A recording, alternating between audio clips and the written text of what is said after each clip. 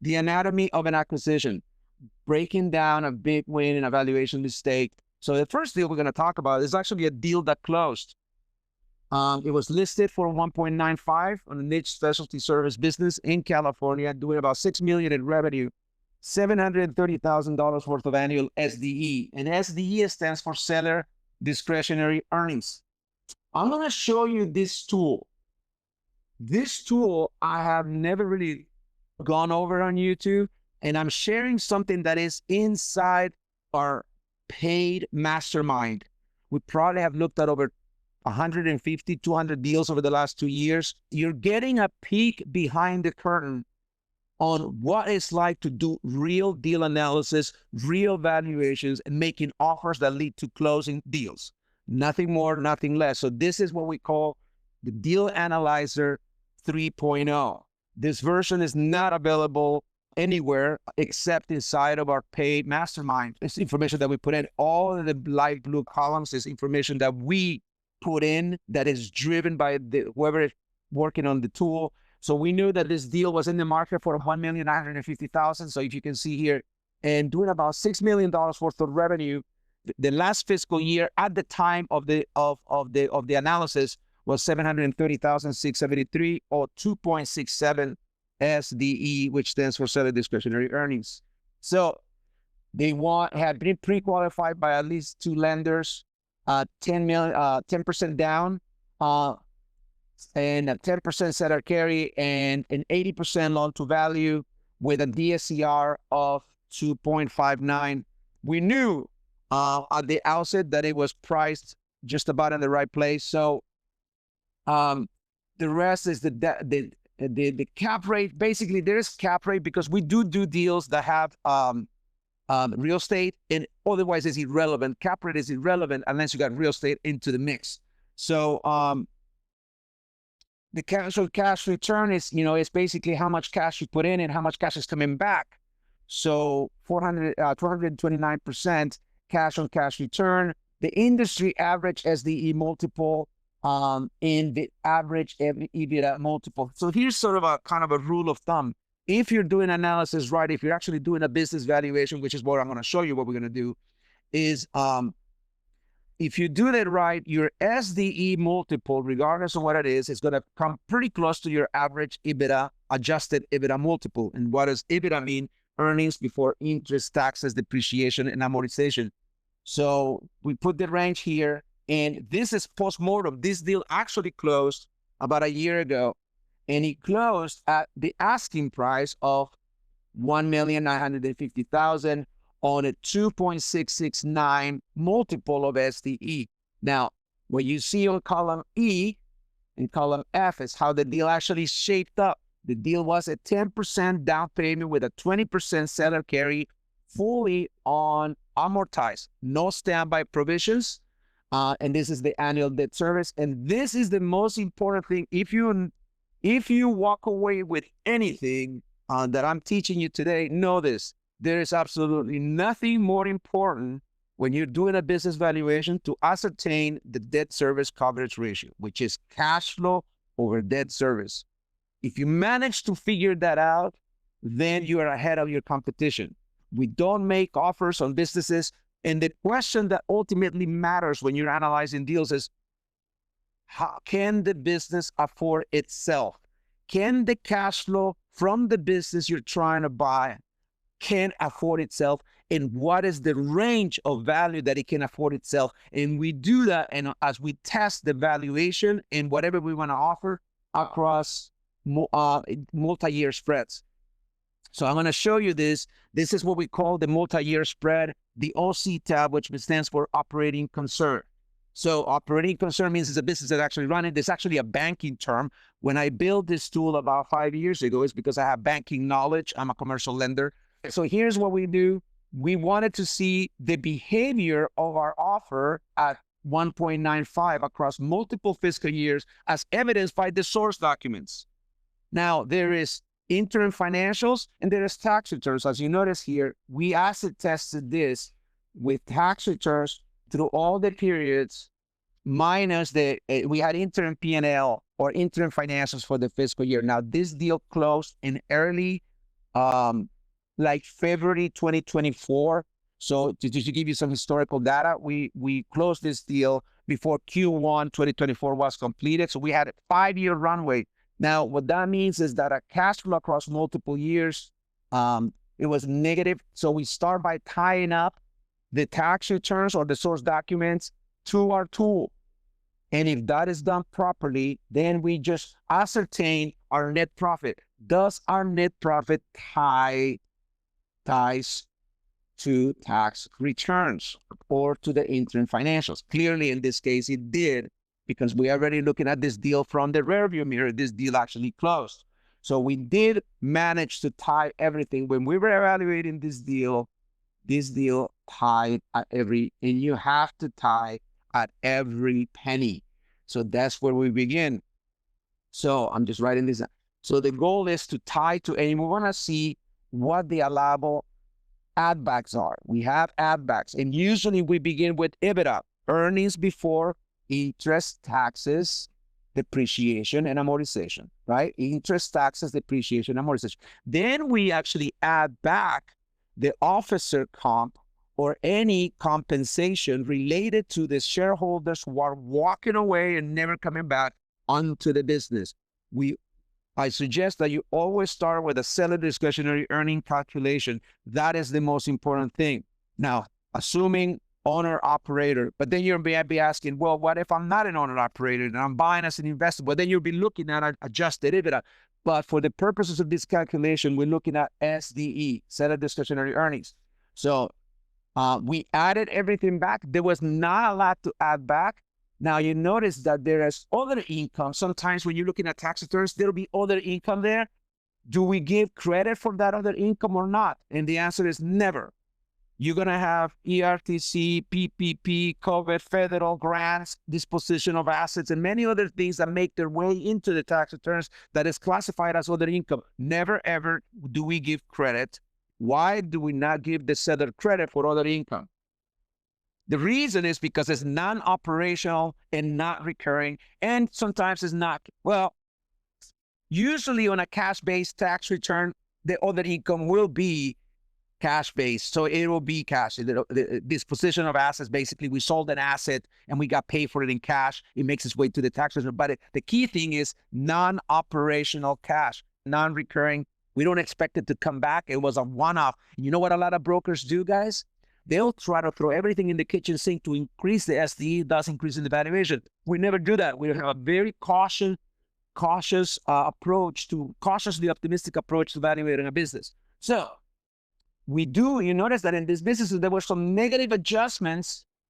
You notice that there was a 1,446, and the tax returns of 21, we actually negatively adjusted it.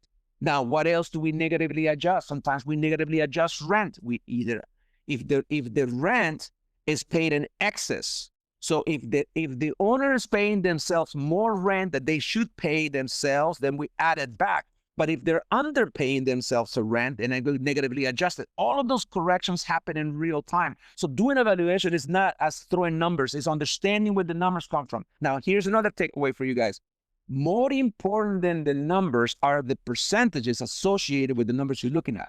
You know, you're looking at the behavior of your gross margin. You know, you're assuming you got your revenue, you got your costs, and you got your gross margin, your gross profit, 48, 30, 25, 25. You know, at some point, what's the story here? And in this particular business, you're looking at the aggregate of two legal entities coming together. There was a light manufacturing side and there was a servicing side run into different legal entities, and it was very complex. So we have to really have combined financials to make this deal work. But anyway, so now that once you have SDE, that turns into your cash flow. Now, there is pre-debt service cash flow and there is post-debt service cash flow. Pre-debt service cash flow is before you apply the debt. So this is our pre-debt service cash flow. We're looking at row 24, 114,000, 498,000, 739,000, 730,000, and 606,000. Mind you, this is for the first 6 months of that P&L. So at the time that the offer was made, right? So look at it. 0.42, 1.85, 2.76, 2.72, 4.5. The business has been growing it was a very, very fast growth business. 853, 3.5, 4.8. They really hit their stride. They actually were throwing numbers. They were actually growing during COVID. Went from 3.5 to 4.8. This business had been around actually for about 15 years prior to that. DCR, is it okay? Debt service coverage ratio, debt coverage, yes, fine. It depends. Now, anything over 1.5 is good. Anything below 1.5 debt service is bad.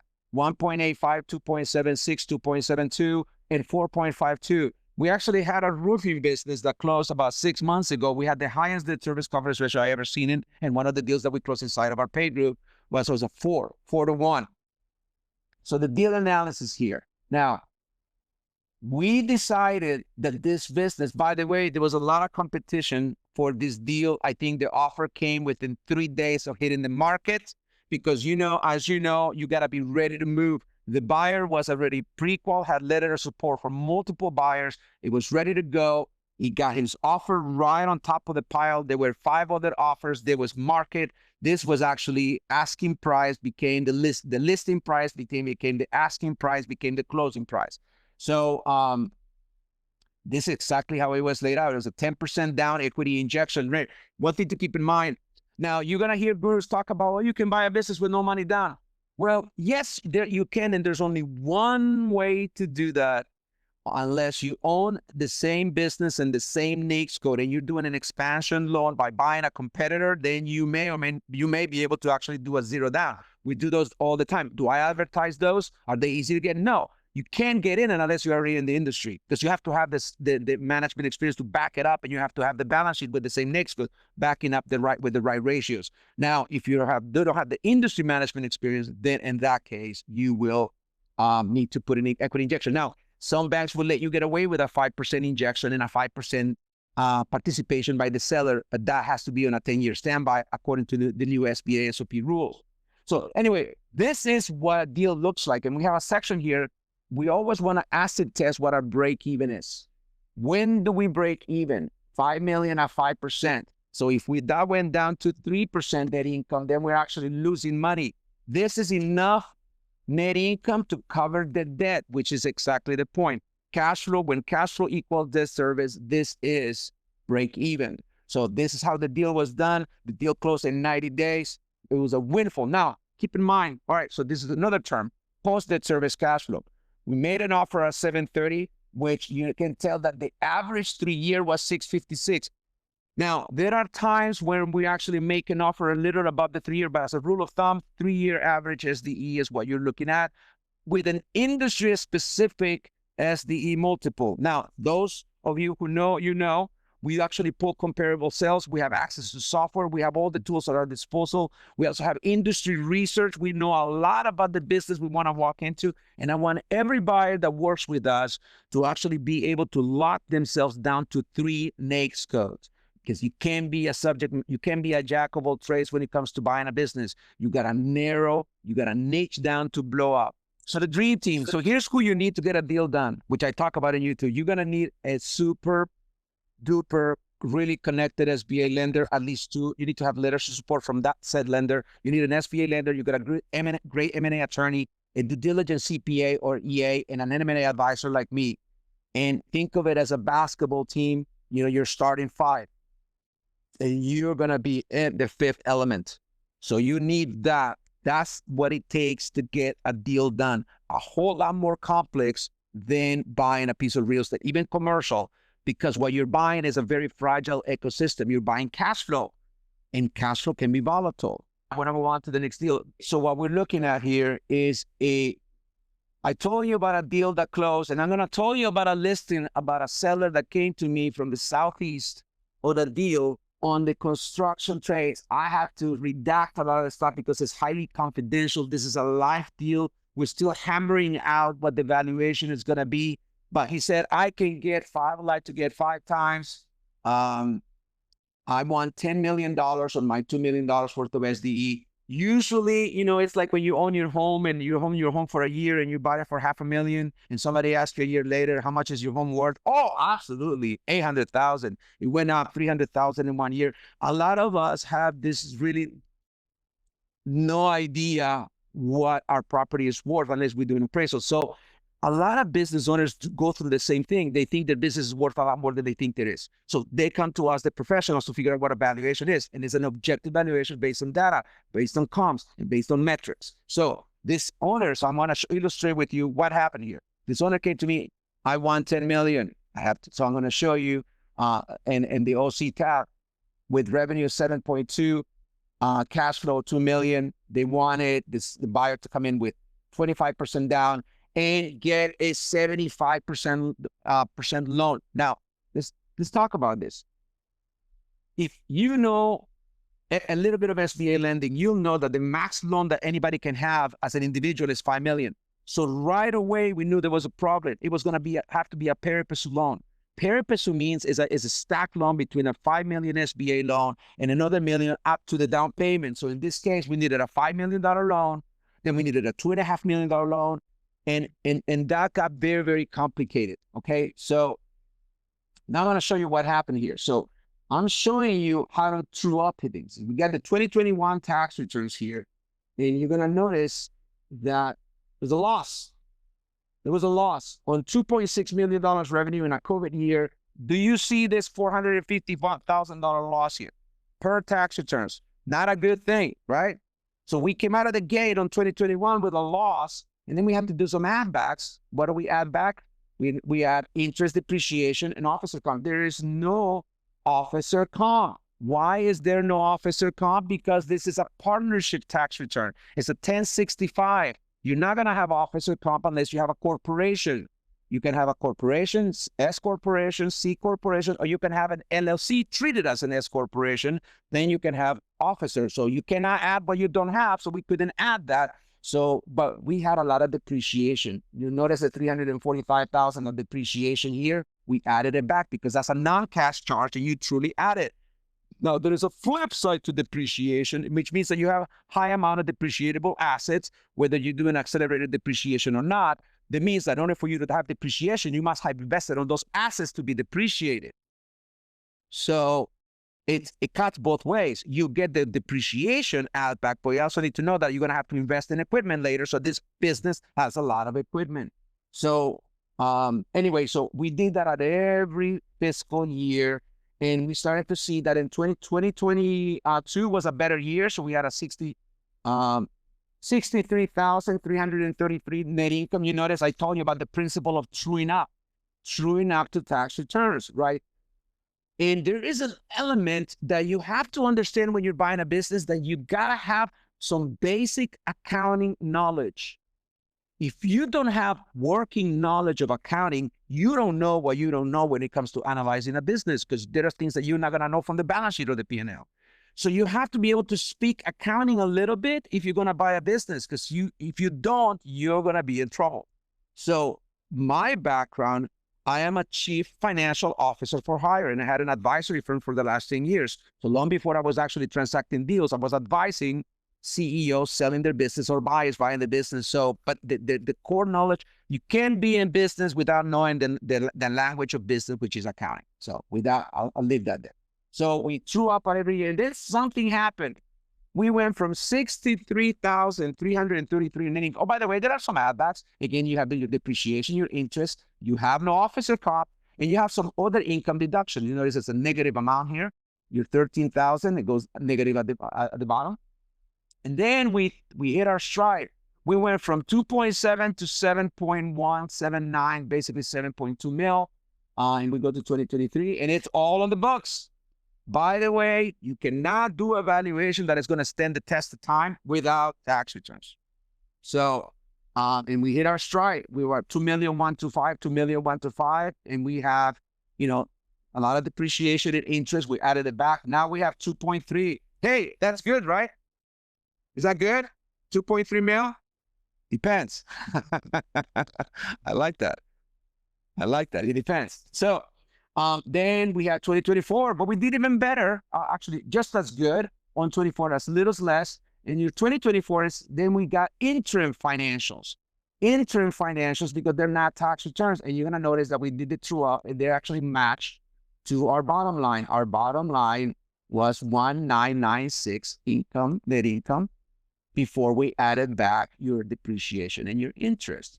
So you would think, hey, I like this. This is very good. Look, we have 2 back-to-back years of 2. Would they support a $10 million valuation?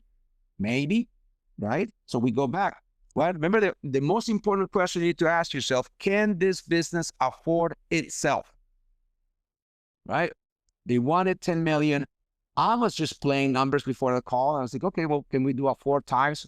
The average 3-year, 1.637, puts you at 6.5. You have a 1.99. What is our operating concerns as a DSCR?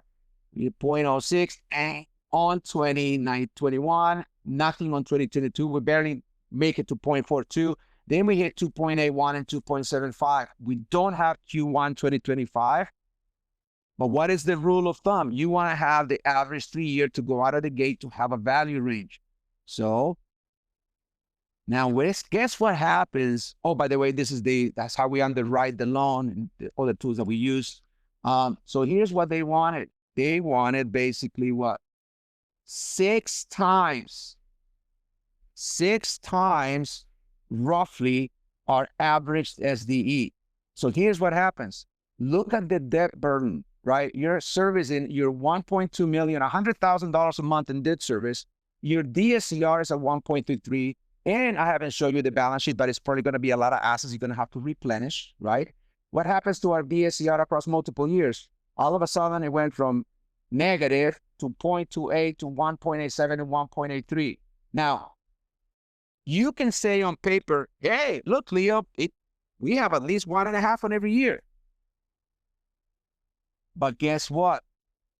I didn't think it was appropriate to take it to market at a $10 million valuation because there is such thing as putting too much debt on the balance sheet. Now, I don't like businesses that just shoot up in the hockey stick in revenue because I've seen way too many perfectly profitable businesses go out of business, if you know what I mean. You know, they are making $1 million on accrual, but they have 90%, 60%, 90% of the AR over 90. So there is such thing as going out of business when you're profitable. I am always cautiously optimistic. And even as a listing agent, I'm thinking, can the buyer will allow the buyer to buy this business? It is too much leverage. And it's just too much going on. The interest rate prime is 7.5. You will have to get a better deal, but we're looking at a combined 9.75. Even though it looks good on paper, I told the seller, I just can't. I mean, we could, but the sophisticated buyer is going to say, wait a minute, what about my working capital? What about my cash to replenish equipment? So those are the conversations. So I have not taken this listing, and there's a reason for that. All right, so here's the thing, guys. I'm grateful that you're here. If you want to know more, you know this is a real thing. I love to analyze, and more than anything, I want everybody to have the opportunity to buy a profitable business and exit the rat race. I will personally co-pilot every single deal alongside our members. I am personally involved. No deal leaves our desk without me looking at it. If you want to work with someone like me, this is your opportunity. We're dropping the link below. If you feel this is the right time for you to go from wanting to buy a business to actually buy a business and get the knowledge, the accountability, and the processes that we have that are actually helping us closing deals, let's go. Let's do it. If you're serious about buying business, you know, there's 2 options, right? You obviously take the time, learn it on your own, and try to, you know, carve it out by mistakes, trial and error. It's most of the people I speak to every day. Or you do what the, you know, wise people do is you get somebody like Leo to help you and co-pilot the deal. And that's how we're closing so many deals within a group. So it's like Leo said, now is the time. And if you schedule the call, I'd love to meet anybody who's interested, and we'll see if it's a good step for you.